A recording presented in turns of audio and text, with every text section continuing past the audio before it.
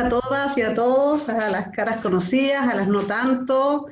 Estoy muy contenta de poder estar aquí haciendo esta jornada, inaugurando estas jornadas que tienen un programa súper interesante. Bueno, como comentaba Beatriz, yo estoy dedicada hace un tiempo a trabajar el tema de la inclusión de personas con discapacidad.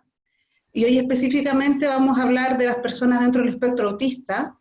Algunas de ustedes, como me conocen ya hace más tiempo, saben que, además de lo que comentaba Beatriz, yo soy mamá de 2 niños con autismo. Les cuento esto porque también es importante que ustedes sepan que voy a poder abordarlo desde un punto de vista, digamos, académico, pero también personal, y vamos a poder tener ejemplos respecto a eso. Voy a compartir entonces esto y ustedes me dicen si se ve, me hacen ahí si esto se empieza a ver bien o no.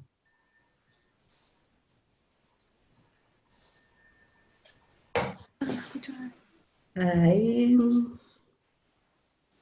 Ok, ¿se ve bien? ¿Sí? Gracias. Bien, bueno, vamos a tener 2 instancias de respecto a los TEA, y hoy este es un tema bastante largo, entonces lo que yo les comentaba que hoy vamos a hablar de aspectos que son generales de los trastornos del espectro autista, y la próxima semana vamos a hablar de lleno de lo que es la educación artística y el arte en las personas con autismo. Yo quiero comentar y partir primero comentando algunas cosas. Dame un segundo para que, ahí sí. Los modelos de la discapacidad, esto le voy a dedicar bastante poco tiempo porque no me va a alcanzar si no, pero nosotros tenemos modelos de discapacidad que han ido variando con el tiempo, ¿ya? Y eso es muy importante. Primero existió un modelo que se le llamaba de prescindencia, que tiene que ver ya con la antigüedad, en que esta cosa un poco de que cuando te hablan casi como de podría ser un castigo divino, las personas con discapacidad, cuando las personas eran totalmente excluidas. Si uno piensa, se remonta hace muchos años atrás. ¿Por qué el autismo es tan conocido ahora? Porque las personas con autismo están en las calles. Antes todas las personas con autismo estaban encerradas, entonces era un trastorno que no se conocía. ¿Bien? Luego, afortunadamente, en el siglo XX empieza el modelo rehabilitador. Y es un modelo que todavía existe bastante, y es tratar de normalizar a las personas con discapacidad, que sean lo más parecidos a las personas típicas. Nosotros usamos mucho este término porque el término normal no es un término adecuado yo creo que en ningún área. Entonces, a las personas con autismo llaman mucho a las personas como los neurotípicos y las personas con autismo. ¿Bien? Entonces, el modelo rehabilitador, ¿qué trataba? De que un niño o una niña con autismo fuera lo más típico posible, de normalizar algunas conductas, y eso está durante el siglo XX, y todavía existen muchos enfoques de terapia que buscan normalizar a la persona con autismo, que se vea lo menos autista posible. ¿Bien? Y luego viene el modelo social, que es lo que estamos actualmente, y que tiene que ver con los derechos de las personas con discapacidad y la superación de las barreras que tienen que tener.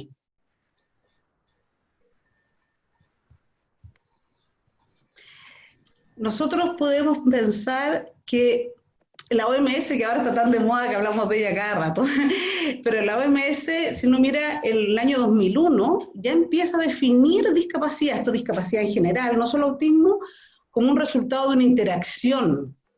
No es solamente la persona que tenga alguna discapacidad, sino es esta persona y las barreras medioambientales que tiene esa persona y que tiene que enfrentar.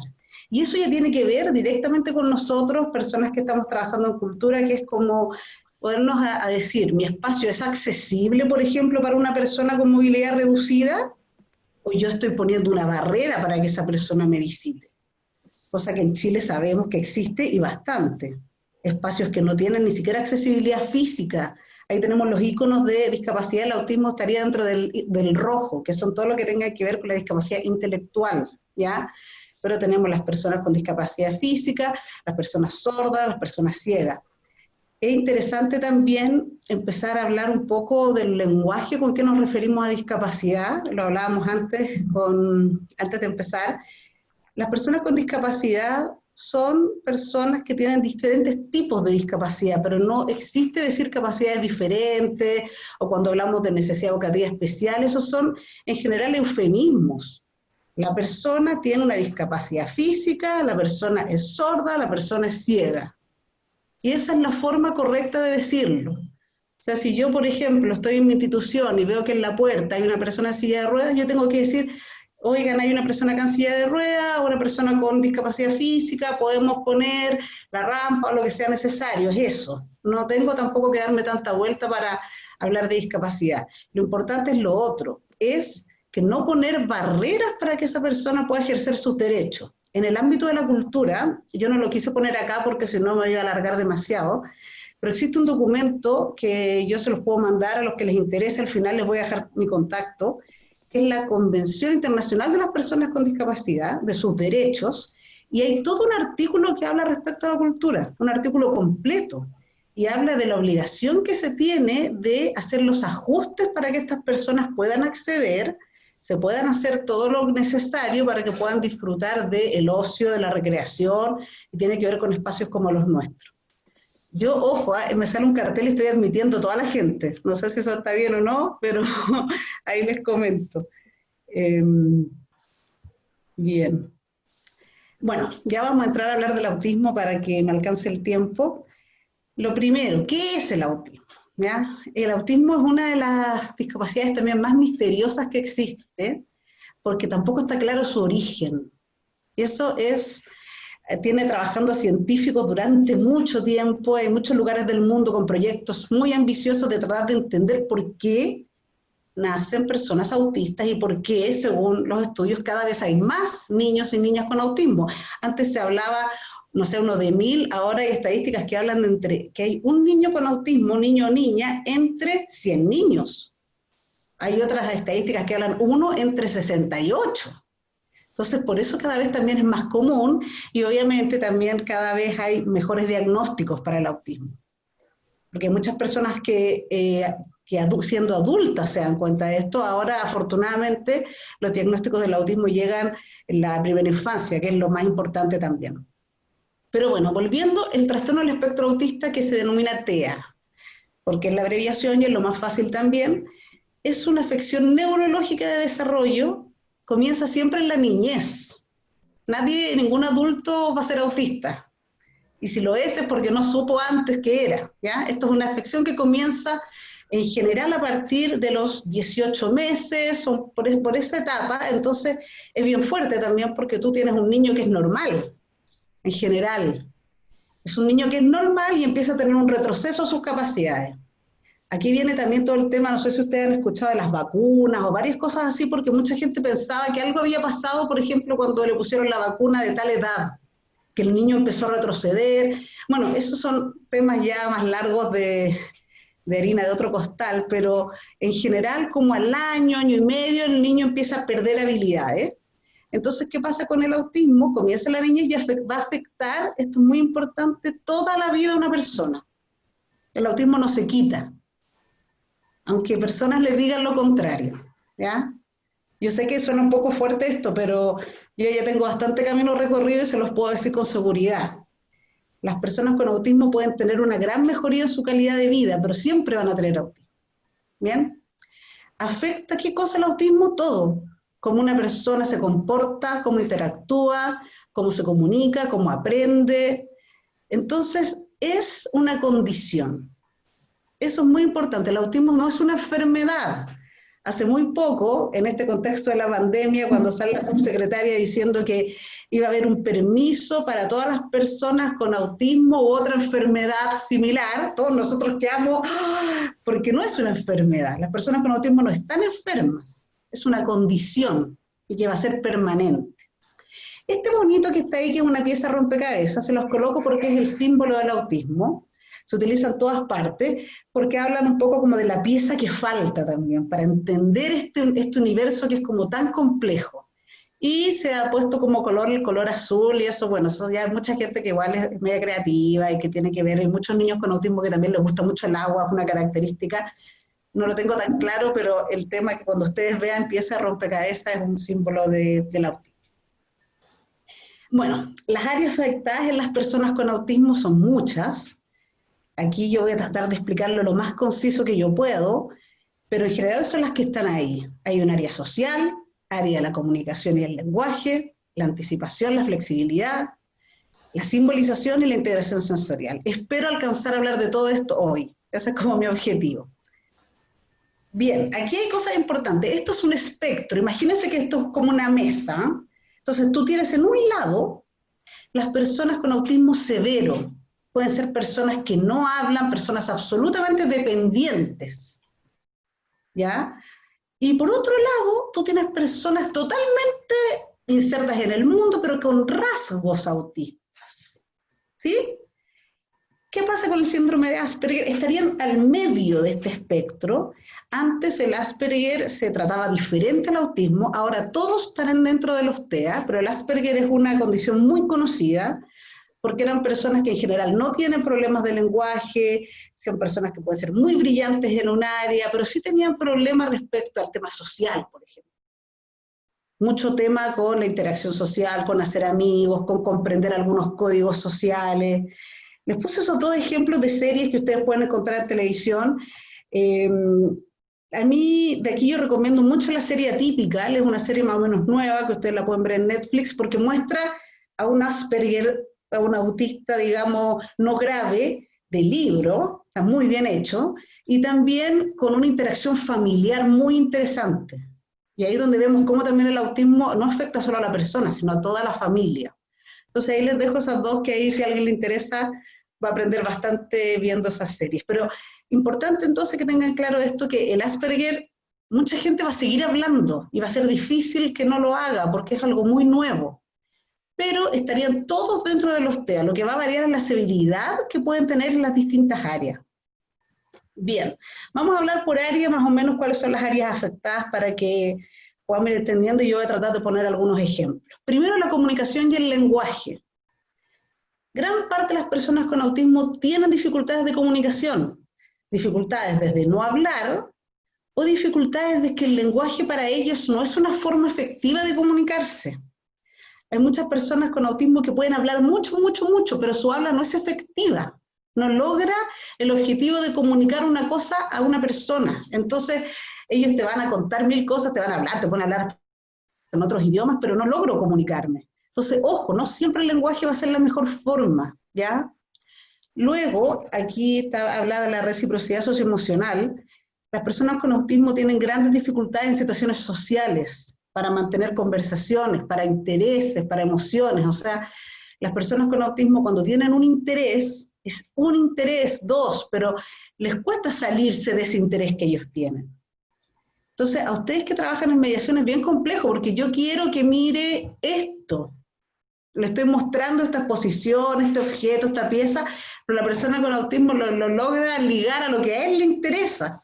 Y se hace súper complejo sacarlo de su interés. Entonces, ahí nosotros tenemos, por ejemplo, los niños pequeños también, les falta algo súper básico, que es la atención conjunta. Uno de los primeros síntomas, ¿saben?, del autismo cuando uno ve una guagua, es que las guaguas, en general, para los que tengan hijos, sobrinos, todas las guaguas señalan con su dedito todo lo que la guagua quiere. Un niño con autismo no hace eso. Es la primera cosa como que uno se preocupa. Uno le muestra un juguete a un niño con autismo como para compartir lo que se llama la atención conjunta, y el niño con autismo no está en la suya, mirando quizás un detallito del juguete, o no le interesa nada. No hay una cosa de compartir algo. Y eso tiene que ver con ese problema que está ahí en amarillo. Luego el procesamiento sensorial, que lo voy a abordar más al final, que es que gran parte de las personas con autismo tienen esto, hiper o hiporreactividad a estímulos sensoriales, sonidos, olores, luces. Y el tema es que no todos tienen lo mismo. Entonces algunos pueden tener, si ustedes se fijan, en muchas imágenes de niños que se tapan los oídos, porque les molestan los ruidos, ¿cierto? Y ese mismo niño, que se tapa los oídos, pero le encanta correr desatado, porque no le molesta correr por el mundo, por la gente, pero sí le molesta el ruido.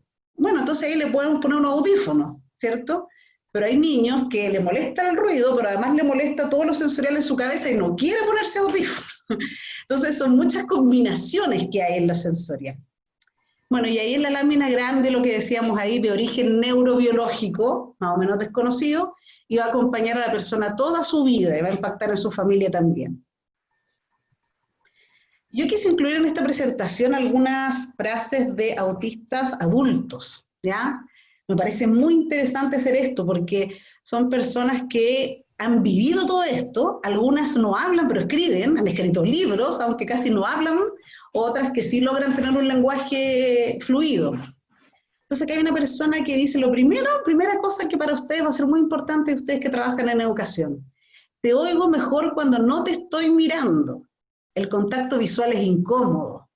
La gente nunca entenderá la batalla a la que me enfrento para poder hacer esto. Yo les diría que un 80% de las personas con autismo tienen problemas con el contacto visual. No le pidan a un niño con autismo que los mire. Por ejemplo, si ustedes fueran profesores de un colegio, eso típico, mírame cuando te hablo. Eso no hay que hacerlo con una persona con autismo, porque para una persona con autismo mirar a los ojos ya lo pone muy tenso. Ellos prefieren mirar la boca, porque las palabras salen de la boca y eso les llama mucho la atención. Después les voy a contar, ellos tienen mucho tema con las palabras, con repetir palabras o mirar la forma de la boca cuando sale una palabra. Pero el contacto visual a veces hasta con los propios padres les cuesta. Entonces, ¿cómo yo voy a ir a pensar que me va a mirar a mí, que no me conoce, si ni siquiera mira a su familia? Entonces, eso es muy importante que ustedes lo tengan claro, el tema del contacto visual, y es uno de los primeros síntomas del autismo. Lo primero que te preguntan, si el niño tiene contacto visual. Hay niños que les cuesta con los papás toda la vida mirarlos. Eso obviamente va pasando y uno lo trata de estimular, pero es algo que es bien, bien común. Más cosas, las situaciones sociales. Las personas con autismo tienen dificultades para desenvolverse en relaciones con otras personas. Con otras personas pueden ser personas desconocidas o hasta la propia familia más extendida. A ellos les cuesta esto, les cuesta iniciar, muchas veces por lo mismo o se aíslan o empiezan a tener esto que está abajo, que es fundamental, que son los comportamientos repetitivos. A ver, las personas con autismo suelen hacer las cosas siempre de una manera y eso les ayuda ¿a qué? A relajarse, a sentirse seguros. Cuando les digo siempre de una manera, es siempre de una manera, ¿ya? Por ejemplo, una persona con autismo se aprende un recorrido de memoria y si tú cambias una calle, eso puede ser un problema grave, ¿bien? Porque ellos así ordenan el mundo. Imagínense que esto es como irse a vivir a un lugar en que tú no entiendes nada, como que ser un extraterrestre. Y ellos ordenan su mundo de esta forma, con ritos, con las cosas que ellos arman sus rutinas y eso lo hace sentir seguro. Entonces, cuando no hacen eso, empiezan cosas que le llamamos las estereotipias. Estereotipias tenemos las clásicas que son motoras, que son aleteos, por ejemplo, muchas cosas con las manos, que a veces se llevan las manos a la cara, pueden pegar con sus propios dedos, hasta morder, y eso es complejo porque hay autoagresión también, pero la estereotipia, aunque nos parezca raro, al niño a veces lo calma hacer eso. Estos modelos rehabilitadores que les comentaba al comienzo de la discapacidad querían sacar la estereotipia. Porque claro, es lo que se ve raro al niño. Tú tienes un niño normal, entonces la gente le habla y dice, oye, cabrón pesado, malcriado, no contesta. Pero el niño se delata cuando hace la estereotipia. Entonces mucha gente dice, no hagas eso, las manos tranquilas, no sé qué, las manos... Es muy difícil, ¿ya? El otro es la ecolalia es muy parecido, pero es algo verbal, cuando el niño repite cosas, está hablando, transmite. Entonces, si yo soy, imagínense, yo soy mediadora, y yo estoy contando aquí de la exposición, bla, bla, bla, y el niño está hablando, y yo, pero ¿por qué? ¿Quién habla? Me molesta igual que alguien esté hablando. Pero ese niño, con esa ecolalia, con eso que esté repitiendo, también se lo regula. Hay muchos tipos de ecolalia. Las ecolalias que son inmediatas, las que son diferidas, que empieza a decir algo que pasó antes, pero se le viene eso a la mente. Todos esos son estrategias de regulación y es bien difícil sacarlas. Uno trata de modularlas. No repitas todo el tiempo o lo dejas un momento. Pero para ustedes que van a estar con un niño con autismo con 45 minutos, una hora, yo lo que les recomiendo es, o sea, dejarlo. Y por último, si es mucho, decirle que más bajito, pero tratar de quitarle a un niño que está nervioso, porque está en un lugar distinto, porque está con muchas cosas, es ponerle otro estrés más. Entonces, ojo con eso. Lo otro son los rituales, ¿ya? Los rituales es algo muy impresionante, que es hacer las cosas de una forma. Aquí yo les podría contar muchas, pero es muy bonito que cuando ustedes reciban un grupo escolar se van a dar cuenta que los mismos niños, los compañeros, ya saben los rituales de su amigo, entonces todos están preocupados de, tiene los lápices, tiene las cosas, ya listo, estamos listos, podemos empezar, porque lo tiene todo. Es bueno eso también, y lo ayudan. Entonces, los rituales, ¿cuáles son? Algunos tienen que tener un juguetito en la mano, o tiene primero que decirle algo a la profesora todos los días, y cuando la profesora le respondió lo que él sabe que le va a responder, ahí me siento. Eso es un ritual, ¿bien? Luego, inflexibilidad. Este es uno de los temas más complejos. Tienen mucha inflexibilidad de pensamiento y comportamiento, son personas muy rígidas, ¿ya? Entonces les cuesta adaptarse a los cambios. Cualquier cambio puede ser un reto enorme, es lo que les decía, desde cambiar de una calle hasta, bueno, ni pensar, ¿no? Cuando que te cambiaron de sala, por ejemplo, estos colegios en que están en distintas salas, cambiarlos de espacio. Entonces ellos para esto necesitan tener en su vida orden, rutina y anticipación. Si yo voy a hacer una salida pedagógica y yo soy el profesor, yo tengo que anticipar a ese niño. Tengo que mostrarle fotos o cosas de dónde voy a ir.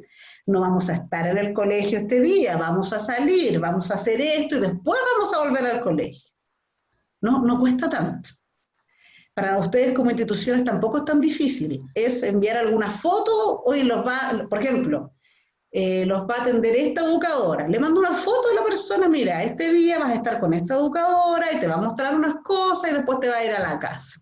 Eso sería hacer una anticipación de lo que va a pasar. Según la severidad del niño depende la anticipación. Por ejemplo, los niños que no son tan severos basta con que uno les diga. Yo le digo, por ejemplo, a mi hija, oye, hoy día te van a ir a buscar la abuela. Perfecto. Pero muy buena memoria, entonces quedó clavado. Pero si yo no le digo, llega la abuela, ¿qué pasó? ¿Me entienden? O sea, esas cosas son importantes, son detalles, pero que marcan la diferencia. Mira, aquí les voy a poner unos ejemplos. Aquí tenemos un ejemplo de intereses restringidos. Este niño se llama Pedro. Su mamá me ha prestado muy gentilmente esta imagen y la próxima semana les voy a mostrar una cosa impresionante del Pedro. Bueno, a Pedro le gusta la casa de Mickey Mouse. Está claro, ¿no? Y él solo dibuja la casa de Mickey Mouse. Ahí ustedes pueden ver. Ese es su interés. Él no va a dibujar otra cosa. Porque le interesa dibujar eso. Tiene 6 años, ¿ya? Y empezó a trabajar con esto como al año y medio.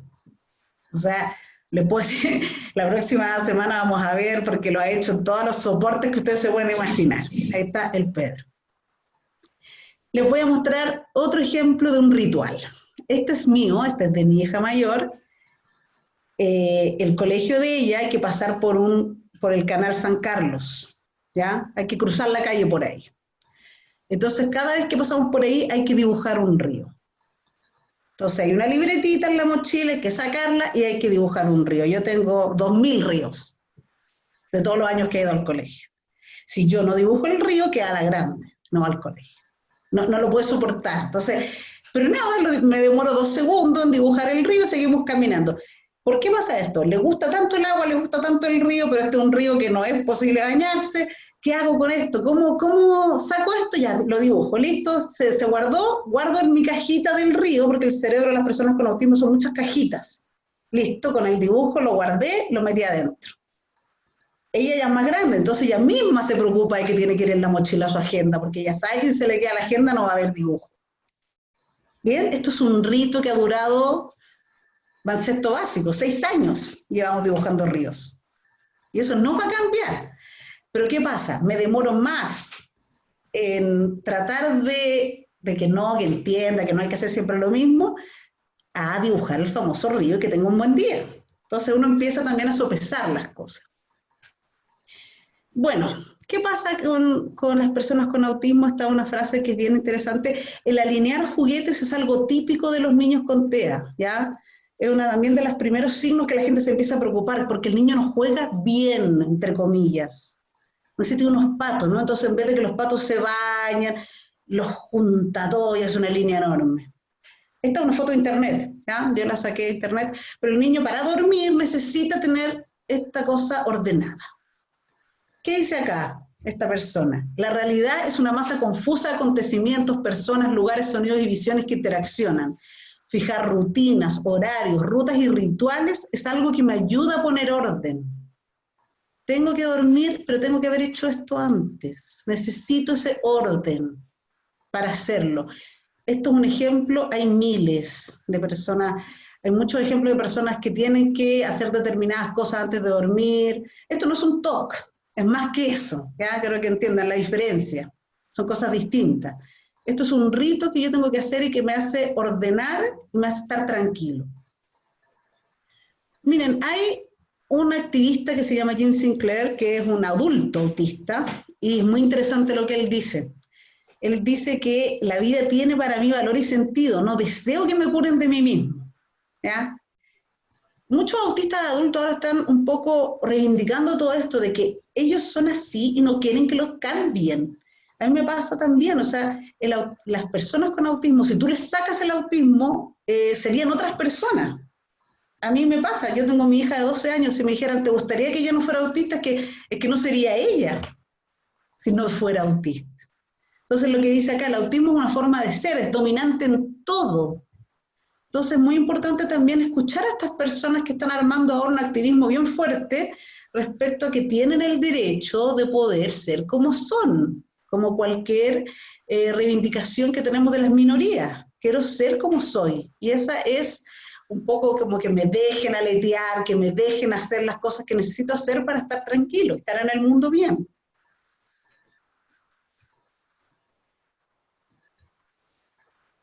Bueno, esto lo vamos a ver más breve, pero es lo que yo les decía al comienzo. Los niveles y los grados del autismo ahora se clasifican en 3. Por eso yo les decía que ya no está el Asperger. Y esto va según la severidad. Por ejemplo, el grado 1 es que necesita ayuda. Una persona que necesita ayuda, ¿por qué? Y se toman estas dos cosas, la comunicación social y los comportamientos restringidos y repetitivos. En el grado 1, la persona necesita ayuda porque tiene deficiencia en la comunicación, tiene deficiencia para iniciar interacciones sociales, tiene poco interés en la interacción social, entonces necesita ayuda de un externo. Y respecto a los comportamientos repetitivos, e inflexibilidad le causa, digamos, una interferencia. Imagínense que el niño está viendo, por ejemplo, la exposición, pero está tan pegado con otra cosa que no logra enchufarse lo que le estamos diciendo. Entonces necesita ayuda para funcionar. Los niños con TEA tienen muchos problemas para alternar actividades. Eso es tremendo. O sea, están haciendo una cosa, y como la escuela ahora está en parcelada, entonces yo estoy súper entretenido en la clase de arte, pero se acabó y ahora hay que ir a matemáticas. Es tremendo para ellos porque les cuesta mucho alternar en cambiar las actividades, sobre todo si es algo que les agrada. Entonces ahí también necesita ayuda.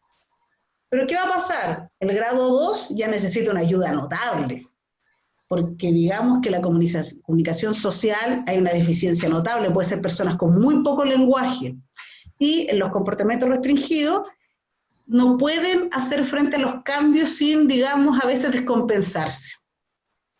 Ojo, esto va a quedar porque si me entretengo mucho no voy a alcanzar, ¿ya? Pero para que ustedes entiendan que el 3 ya es ayuda muy notable. En general, las personas que van a ir a las visitas que ustedes tengan van a ser en general niños de 1 o 2, porque en general las personas así son personas muy dependientes y les cuesta muchísimo esto, entonces va a ser muy raro que vayan con un grupo escolar a una visita a un museo, porque su inflexibilidad es tan grande que la ansiedad, y es donde ahí viene una descompensación respecto a eso.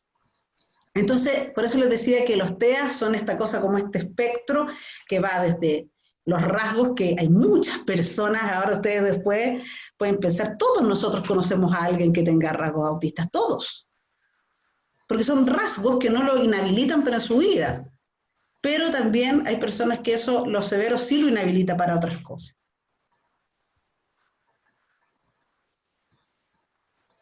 Bien, cosas un poco para ir derribando algunos mitos. Las personas con autismo todas son diferentes. Yo se los digo, o sea, yo tengo 2 hijos del mismo papá y son totalmente distintos. Y están los 2 en el espectro. Con eso ya es un ejemplo. Todos son distintos. No todos tienen el mismo nivel de dificultad en las áreas. Hay algunos que hablan todo, se comunican excelente, pero tienen una cantidad de problemas sensoriales enorme. enorme. O sea, hay personas con autismo que comen 2 cosas. Personas con autismo que comen papilla hasta los 6, 7, 8 años, porque no soportan las texturas.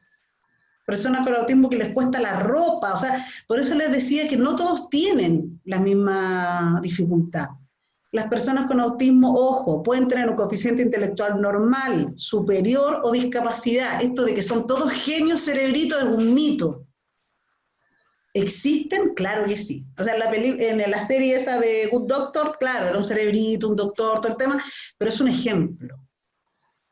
Cuando hablamos a veces de la tecnología y dicen que todas las personas que han inventado todos los teléfonos, todas son personas que en general tienen algún grado de autismo porque se pueden focalizar mucho, puede ser, pero también tenemos muchas personas con autismo con discapacidad intelectual.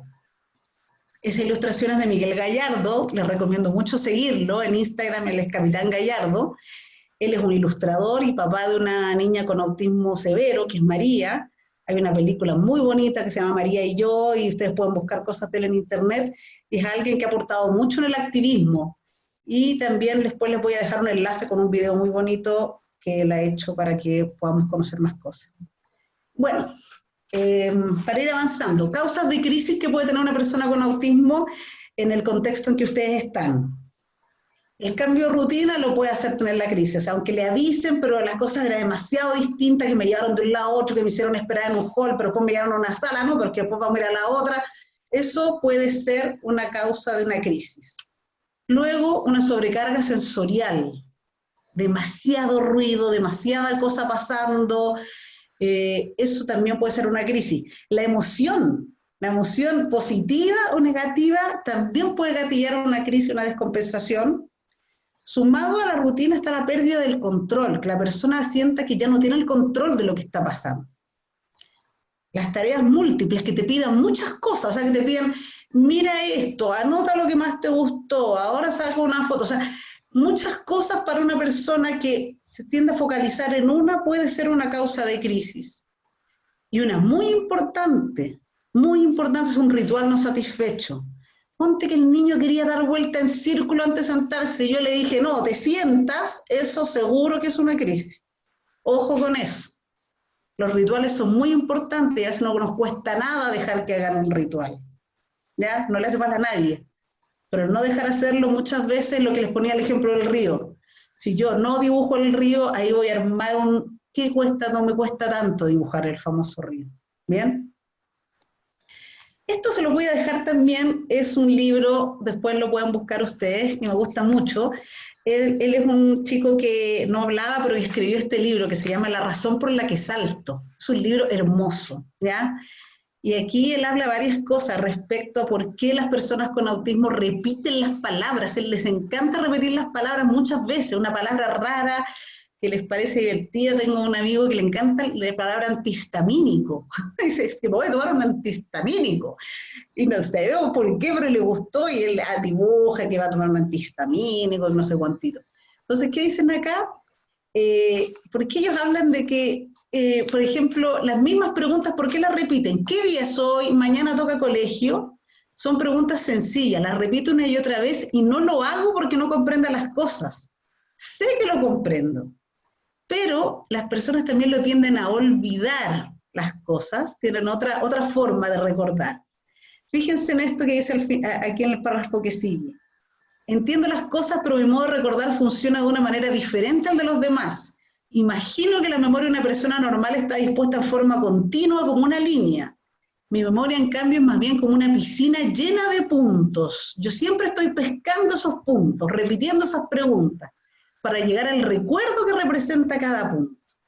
También se habla de las cajitas. Hay una caja para cada cosa. Yo tengo que llegar a esa caja, abrirla y sacar esto. Ahí tienen el libro, ustedes lo pueden encontrar fácilmente en internet, ¿ya?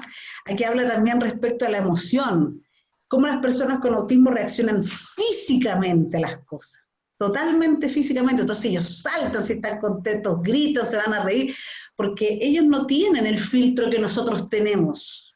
Son personas que se dejan fluir. Entonces esa es una razón muy importante cuando, si ustedes están en una actividad y ven que un niño se pone a saltar, déjenlo porque está disfrutando y es su forma de manifestar que está disfrutando. No tiene otra forma de hacerlo. Bueno, cosas que yo puedo hacer si hay una crisis. Primero, proporcionar un lugar que sea tranquilo y seguro. ¿Por qué? Porque existen niños que se pueden tender a autoagredir. ¿Qué sirve mucho? La ayuda sensorial, por ejemplo, los audífonos, un juguete. Juguete me refiero a cualquier cosa. O sea, hay niños, por ejemplo, que le encanta andar como unas lanitas y las estiran, una tapa de lo que sea. No, no juguete como tal, pero una cosa. Y en el caso de usted, si un niño tiene una crisis, va a ser difícil que se recupere en el tiempo que están en la institución. Entonces, yo tengo que suspender las demandas, tengo que reducir la interacción. A mí me pasa cuando me ha pasado berrinches con mi hijo en la vía pública, y viene gente, ay, querrá un juguito, querrá no sé qué, ay, es peor, porque al final más interacción, más nerviosos los niños se ponen. Yo creo que lo que hay que hacer es cuando ustedes, si ven a una persona en el supermercado, en la calle, es ofrecerle ayuda al adulto a cuidar sus cosas, y el adulto verá al niño. Yo puedo ayudar a él muchas veces, me han traído las cosas de las compras a la casa, porque yo estoy preocupada de tener al niño y la otra persona de que no me roben la cartera y las cosas. Esa es mejor ayuda, ¿ya? Y querer conversar con un niño. Un niño en un estado de crisis no va a conversar. Entonces es importante tenerlo claro. La tranquilidad, buscar cómo poder recuperar más rápidamente de una descompensación. Bueno, estoy súper mal de tiempo, voy a durar mucho, para hablar un poquito de la integración sensorial, que es lo que yo les decía antes, que la integración sensorial uno ni la conoce porque es algo que se da automáticamente en las personas, ¿ya? Nosotros tenemos los estímulos y el cerebro solito va, los codifica y uno va por ese lado. Las personas con TEA presentan alteraciones en esto. Estos son los 5 sentidos que nosotros tenemos, pero personas con TEA pueden tener hiposensibilidad o hipersensibilidad. Bien, y esto va a afectar mucho, sobre todo lo vamos a hablar ya más la próxima semana, en los trabajos que hacemos, por ejemplo, en arte, con distintos materiales. Todo lo amarillo, que son los niños hiposensibles, son niños que como no registra su cuerpo todos los estímulos, quieren más, entonces les gusta lo ruidoso, le encantan las luces, le encanta, porque no sienten el mismo estímulo. Tú los puedes meter, por ejemplo, agua caliente, o se caen y no lloran, y siguen nomás porque ellos no registran las sensaciones de la misma forma. Todo lo contrario, los hipersensibles. Entonces, los hipersensibles es un niño que se te asusta con la aspiradora, con cualquier ruido, con los espacios concurridos, le molesta la luz. Pero ¿cuál es el problema aquí? Que un niño puede ser hiposensible en una cosa e hipersensible en la otra. ¿Ven? O sea, puede ser buenísimo para el movimiento, pero tiene problemas con los ruidos. Esto no es solamente los niños con autismo, hay muchos niños que tienen problemas que se llaman perfiles disarmónicos, etcétera, y esto lo ven los terapeutas ocupacionales. El terapeuta ocupacional es el primer profesional que ve a un niño con autismo y que debería haber cualquier niño pequeño que yo note que tiene algún problema en esto. Mucha gente dice que los neurólogos, sí, hay que ir, pero la primera terapia que uno tiene que hacer es esta.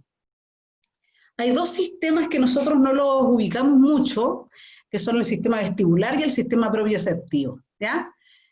Lo vestibular es todo lo que tiene que ver con el movimiento y el equilibrio, cómo está mi cuerpo situado en el mundo. Entonces estos niños que son hiposensibles buscan respuestas, son estos que no pueden estar sentados. Todos lo hemos visto, un niño que siempre se está moviendo, porque no le resulta ser de otra forma. Y el propioceptivo es la percepción de los movimientos, de las articulaciones. Por ejemplo, tenemos esos niños en arte que te rompen todo porque agarran el lápiz, rompen la hoja, no saben regular su propia fuerza, por ejemplo. Entonces, ¿qué tenemos arriba? Los hipersensibles son niños, yo lo he visto mucho en las plazas, ¿ah? Cuando los papás le dicen, pero súbete al columpio, hay niños que les da pánico, no quieren subirse al columpio, y uno llanto, y los papás, dale con que se suba. Porque el niño lo evita, tiene dificultades en ese sentido, no se siente a gusto. Y otros, como el mío, que les voy a mostrar este video, este es mi hijo menor. Él no puede estarse quieto, él busca movimiento, esto lo tenemos que comprar ahora, porque como está cerrado en la casa, y fíjense que además del movimiento de la hamaca se saca los zapatos, no usa zapatos, porque él es tan hiposensible que no registra, entonces quiere sentir la tierra en los pies, quiere sentir movimiento, más y más movimiento, quiere estar todo el día en movimiento. Miren esa misma foto, el mismo niño, este es mi hijo menor. Todo lo que nosotros evitamos, qué nervio meterme a esta agua con las algas, él le da lo mismo, y estaba metido dentro de las algas. le da igual, porque no le da nervio nada. O sea, tú lo puedes tener metido con un balde de greda y no va a pasar nada. Puedo tener otro niño que es todo lo contrario, que si se llega a ensuciar, eso va a ser una crisis, porque no logra, no tolera estar sucio. Todas esas son cosas que tienen que ver con esto de la integración sensorial. Esto es un ejemplo que me gustó mucho, ya voy a ir terminando con esto, que fue en Sevilla el año pasado. La Feria de Sevilla es una fiesta muy linda, ¿ya? Pero es una fiesta como, digamos, las fondas nuestras, llena de ruidos, de colores. Entonces lo que hicieron acá, una iniciativa en que la Feria de Sevilla tuviera 4 horas sin ruido para personas con autismo. Esto se ha hecho en muchos lugares del mundo. En Estados Unidos hay una hora tranquila para ir al supermercado, por ejemplo, en que bajan las luces, en que no hay tanto ruido, para que las personas puedan ir a comprar. Entonces acá hicieron esta iniciativa, decían que salió muy bien, 4 horas sin ruido en la calle del infierno, así se llama, y las personas, los niños también pudieran disfrutar, pero sin toda esta cosa tan estridente que no les permitía ir. En general, uno de los niños con autismo, y ahí un poco les cuento porque yo empecé también a investigar esto, uno no los lleva a los museos ni a las instituciones culturales, porque es un lugar que es todo lo contrario a lo que el niño de uno es. Yo a mis hijos lo he llevado con suerte un par de veces, siendo que llevo toda la vida trabajando en museo y educación, porque sé que va a haber problemas. Por ejemplo, yo me reía porque yo al mío ni siquiera lo llevaba a la Galería Cero, porque yo creo que la Galería Cero no resiste al mío, porque es un niño realmente como muy, muy intenso. Entonces, lo que les quiero decir, a veces tenemos que adecuar algunas cosas para que otras personas puedan participar, y es lo que se hizo aquí, ¿ya? Que las personas con TEA pudieran ir, entonces se hace esta invitación para que no haya tanto ruido, puedan disfrutar de eso. Temple Grandin es una de las activistas más importantes del autismo, ustedes pueden buscar, hay películas, muchas cosas de ella, y ella habla que si está en un lugar ruidoso, no puedo entender lo que la gente dice, soy incapaz de filtrar el ruido de fondo, incapaz.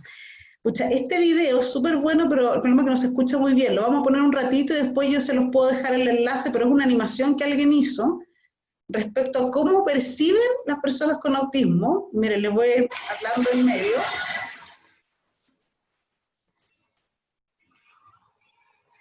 Si nosotros tuviéramos autismo, como tiene este niño que está acá, es siempre el detalle lo que yo estoy viendo.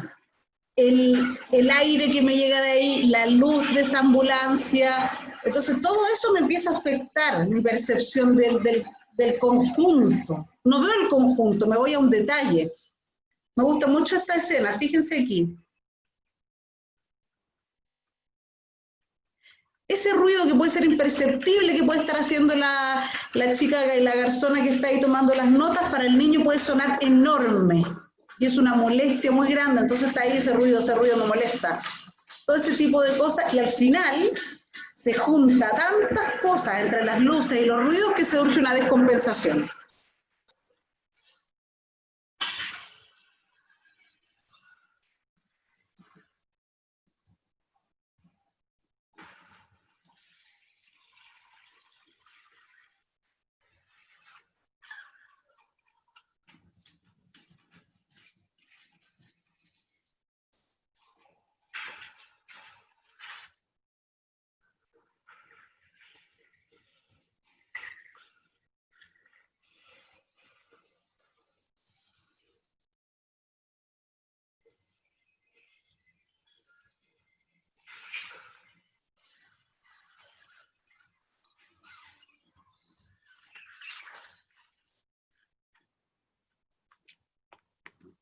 En general las descompensaciones pasan así, ¿no? Hasta que la persona colapsa.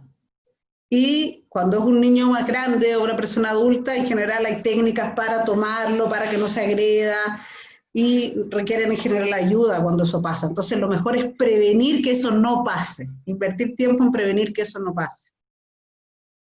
Bueno, para ir terminando esta última cita que quería dejarles, que me parece importante esto, que a veces se reduce el autismo a una persona que tiene un tema de conducta, pero la persona con autismo, para estar regulada emocionalmente, es un trabajo enorme, que se hace día a día. A mí me impresiona mucho eso, o sea, cómo personas con autismo se llegan a adaptar a un ambiente que es tan hostil, que tiene tantos cambios, tantas cosas, pero que lo logran, pero realmente a costa de un cansancio, una gota. Entonces a veces me pasa a mí cuando mi hija llega al colegio a la casa, yo la dejo tranquila un rato porque he estado todo el día encajando en esta cosa, ¿no? En este molde de que la clase, que el recreo, ya se lo sabe, pero es muy desgastante para una persona con autismo.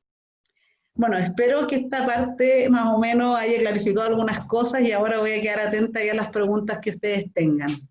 Les voy a dejar también ahí mi contacto para los que no lo tengan. Si en la semana alguien se entusiasma y quiere más cosas, me escribe un correíto o manda un mensaje y yo ahí los puedo seguir enviando más material. Eso, gracias.